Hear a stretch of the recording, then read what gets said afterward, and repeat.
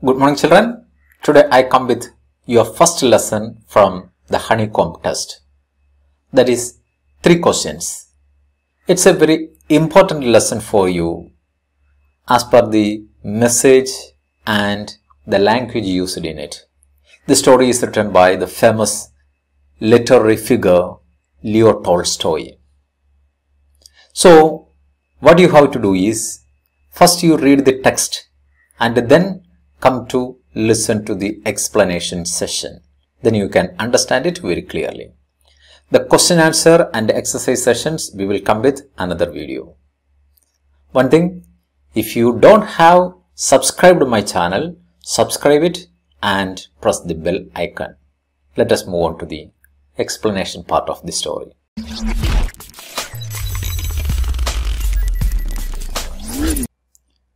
This is the first chapter for 7th class students.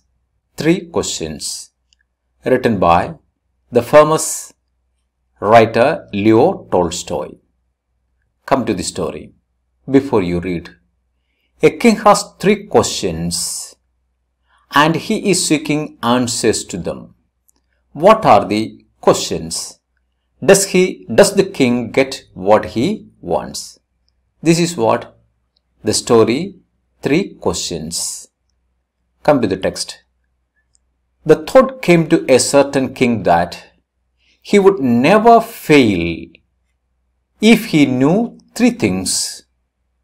These 3 things were: what is the right time to begin something, and which people should he listen to? What is the most important thing for him to do? So one question arises here is, what are the 3 questions the king wanted to know, and why? So the first question is, what is the right time to begin? The right time to begin. And second question is, which people should he listen to? Second is about which people he should listen to. And third question, what is the most important thing for him to do? What is the most important thing for him to do? These are the 3 questions. And why? Why? Because he thinks he would never fail. He would never fail in his life. Never fail. Look at the next paragraph. The king therefore sent messengers throughout his kingdom, promising a large sum of money to anyone who would answer these 3 questions. This is what the king did. He sent messengers throughout his kingdom, and those who came with answers, he promised them a large sum of money. Come to the next paragraph. Many wise men came to the king, but they all answered his questions differently. Not 1 or 2, many wise men came to his court and answered these questions. Come to the next paragraph. In reply to the first question, some said the king must prepare a timetable. That is the first suggestion from the wise men. For this time, what is the right time to begin something? Some said the king should prepare a timetable and then follow it strictly. Not only to prepare the timetable, but the king should follow it strictly. That was the first suggestion from a group of wise men. Only in this way, they said, could he do everything at the proper time. They added. Others said that it was impossible to decide in advance the right time for doing something. Another group of wise men had the opinion that it was impossible to decide the right time or in advance the right time for doing something. the king should notice all that was going on. The king was noticing these debates, the points and the counterpoints of these wise men. Avoid foolish pleasures. He did not want to get any pleasure from this foolishness, and always do whatever seemed necessary at that time. Yet others said that the king needed a council of wise men. Another group advised him the king should need a council of wise men. Council means a group of advices. A group of advices he needed, who would help him act at a proper time. This was because one man would find it impossible to decide correctly without help from others. So their argument was this: with one man, it was so difficult to take correct decisions. So a council of advices could help him the right time for any action or every action. Come to the next paragraph. But then others said that there were some things which could be urgent. But another group of wise men put forward the idea that some things which could be very urgent. These things could not wait for the decision of the council. How can the king wait for the collective decision of these advisors? This is the counterpoint put forward by another group. In order to decide the right time for doing something, it is necessary to look into the future. To look into the future, only magicians can do that. The king therefore would have to go to the magicians. So the king either go to magicians or appoint some magicians in his court. This was another opinion. Come to the next paragraph. Here, in their answers to the second question, some said that the people most necessary to the king were his counselors. So these wise men come to the second question, and the first suggestion was the king should have some counselors. Counselors here means advisors. Counselors means advisors. Others said the priest. Some said the priest. A few others chose the doctors.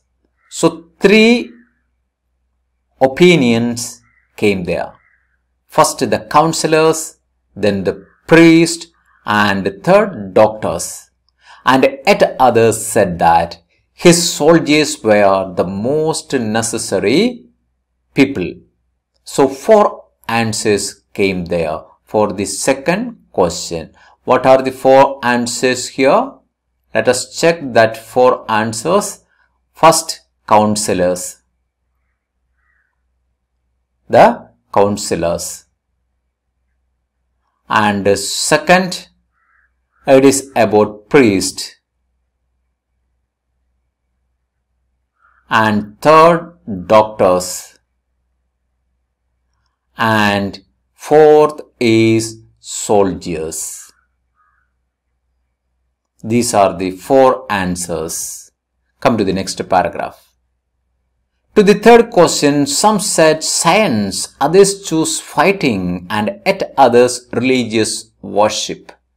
So, for the third question, three suggestions come forward. What was the third question? What is the right thing for the king to do? Some said, do some scientific works. Others choose fighting, that is the suitable work for a king. And yet others, religious worship. Here also three answers came. Three suggestions came for the third question. Come to the next paragraph. As the answers to his questions were so different, the king was not satisfied and gave no reward. So no answer was satisfactory for the king. So he did not give any reward, any gift, any money to these wise men. Instead, he decided to seek the advice of a certain hermit. Finally, he decided to take the advice of a certain hermit. Hermit here means the explanation is a person who lives alone and leads a simple life, something like a sannyasi. He decided to take the advice of a hermit who was widely known for his kingdom. Finally, he decided to go to that hermit. The hermit lived in a wood. Wood here means forest, which he never left. He always lived in the forest. He saw no one but simple people, and so the king put on ordinary clothes. The hermit saw only simple people. So the king wanted to present himself before him in simple dress.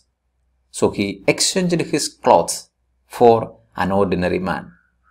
Before he reached the hermit's hut, the king left his horses with his bodyguard and went on alone.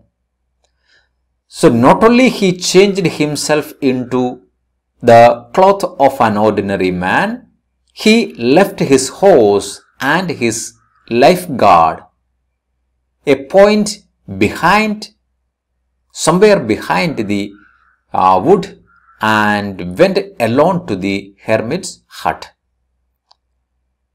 Look at the next paragraph.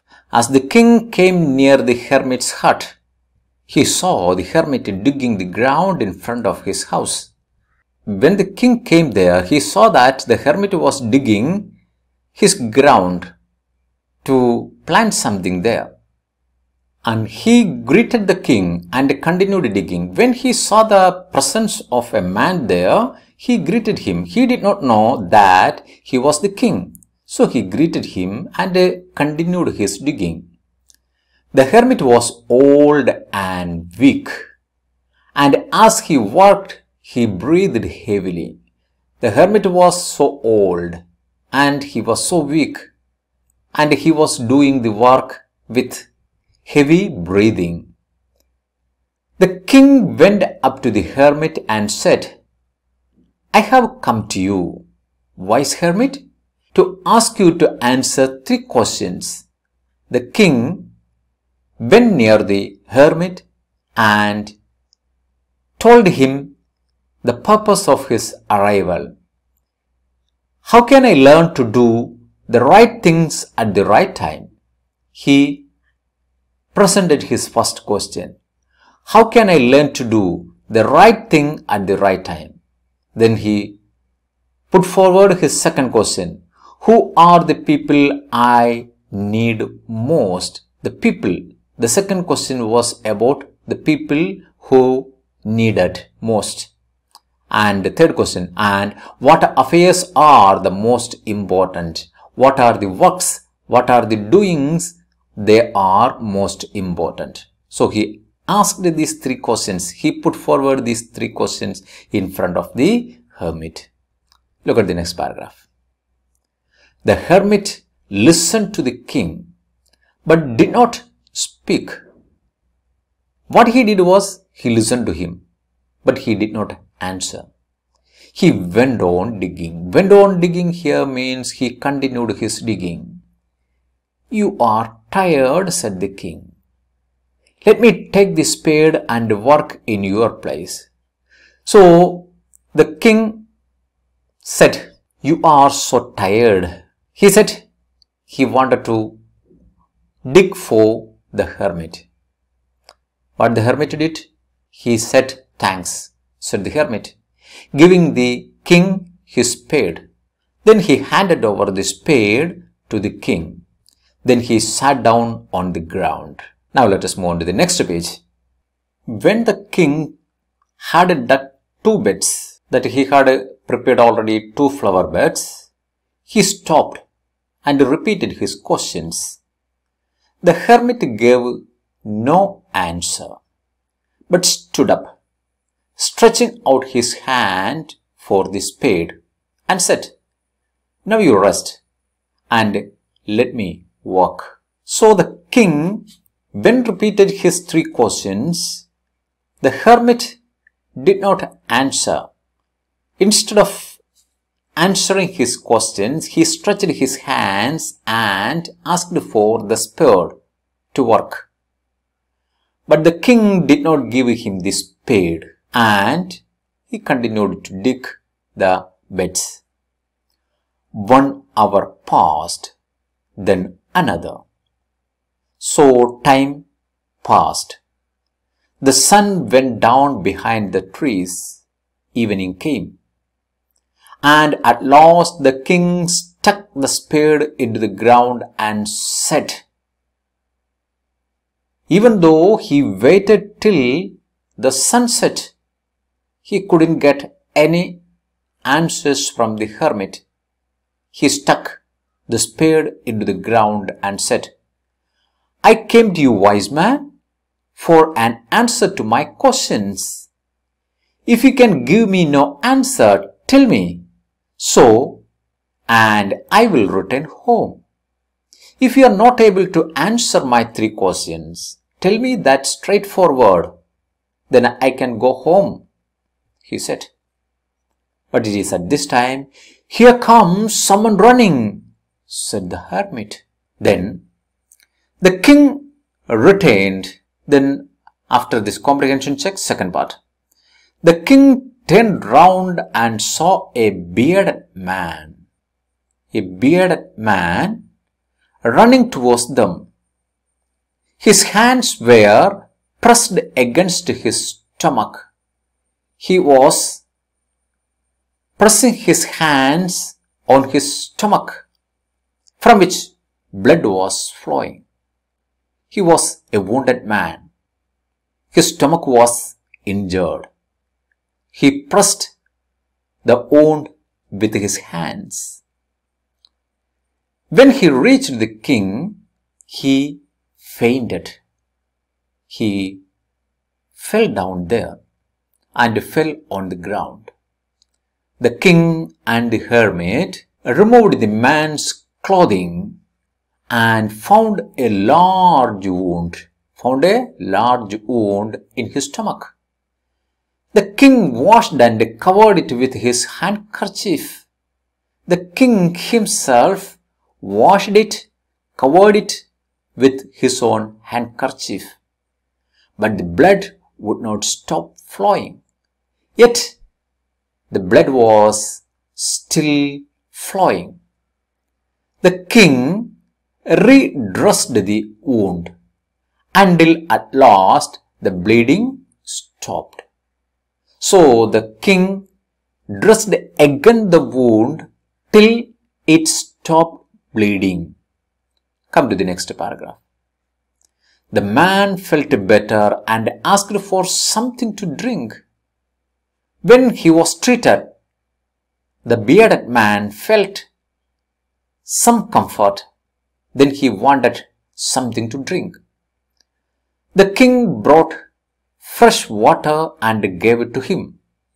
The king himself went and brought fresh water for him. By this time the sun had set and the air was cool. The king, with the hermit's help, carried the wounded man into the hut. Then both the king and the hermit carried this wounded man into the hut and laid him on the bed. Only one bed was there. It was given to the wounded man. The man closed his eyes and lay quiet. He went to sleep. The king, tired by his walk and the work he had done, lay down on the floor. Today, the king lay down on the floor because of his long walk and tiresome work, and slept through the night. He immediately went to sleep. When he awoke, it was several minutes before he could remember. Go to the next page. He could remember where he was or who the strange bearded man lying on the bed was. It took him a little bit time where he was and who was that strange bearded man lying on the bed. "Forgive me," said the bearded man in a weak voice, when he saw the king was awake. When the king awake on the next day morning, the bearded man had already awakened and he asked for forgiveness. The king said, "I don't know you. I have nothing to forgive you for," said the king. Because the king saw this man for the first time and he had known nothing about this man. Then the bearded man explained his story. The man said he was the king's enemy. And how he became the king's enemy? Who swore revenge on you. He had already sworn a revenge on the king because you put my brother to death. This man believed that because of the king, his brother had died and the king had seized all his property. I knew you had gone alone to see that hermit. This bearded man saying he had come to know that the king was going alone to see the hermit. And he made up his mind. So when he came back from the hermit's home, he wanted to kill the king as a revenge for his brother. But the day passed and you did not return. He waited in the jungle, but the king did not came back. So I left my hiding place. Finally, he left his hiding place and came upon your bodyguard. But he was caught by the king's bodyguard, who recognized me and wounded me. The king's bodyguard recognized the enemy and he wounded him. I escaped from him, but I should have died. I should have died if you had not dressed my wounds. Then the enemy, the bearded man, realized that he should have died if the king had not dressed up his wounds. So once he wished to kill the king, but the same king saved his life. Now, if I live, I will serve you as your most faithful servant. So from today onwards, if I am alive, I will be your faithful servant, the bearded man said, and will order my sons to do the same. Forgive me. He also promised the king that he would tell his sons also to do the same. Then he demanded for forgiveness. Look at the next paragraph. The king was very happy to have made peace with his enemy. The king became so happy because without his knowledge, he made peace with his enemy so easily and have won him over as a friend. Not only he put an end to his enmity with the man, but he also made him his friend. Here, not only he forgave him, but said he would send his servants and his own doctor to look after him, that the king promised the wounded man, and he promised to give back the man his property. The king also promised the bearded man that he was ready to give back his property. So that enmity was solved without the knowledge of the king. Now let us move on to the next paragraph. This one. Leaving the wounded man, the king went out of the hut and looked around for the hermit. This is in the morning. He left the wounded man and came out of the hut and searched for the hermit. So before he going away, the king wanted to ask the hermit once again the answers of his 3 questions he asked. Then the hermit replied, "You have already been answered," said the hermit, still bending down to the ground and looking up at the king as he stood before him. Then he continued his work, sowing the seeds in the bed. The king asked, "How have I been answered?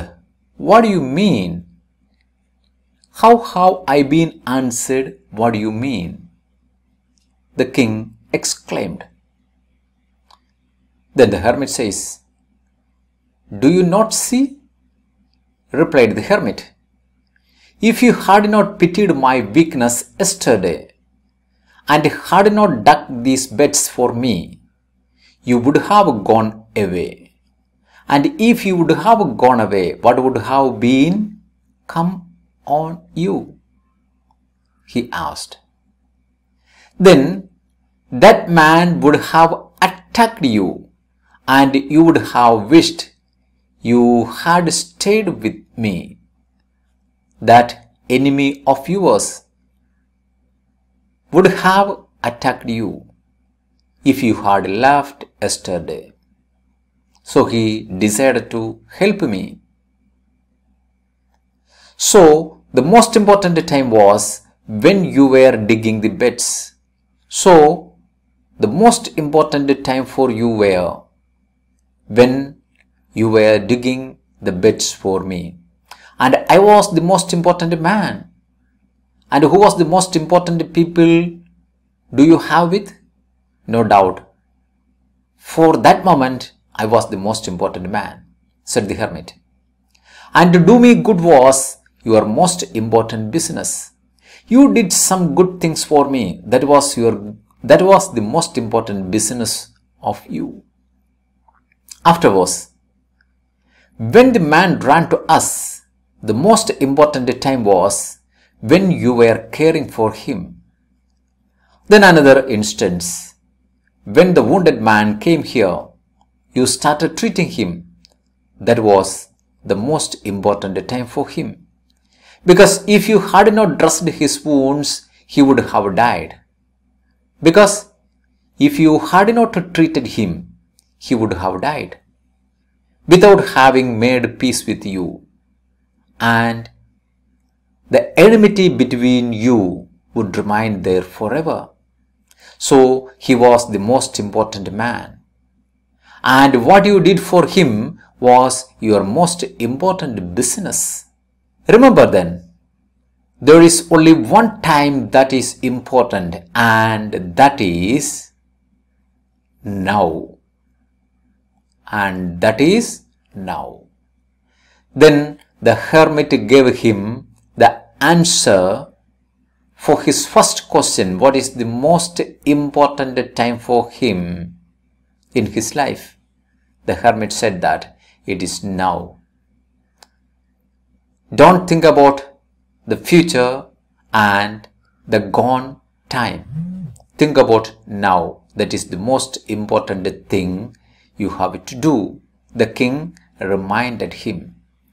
It is the most important time because it is the only time we have any power to act.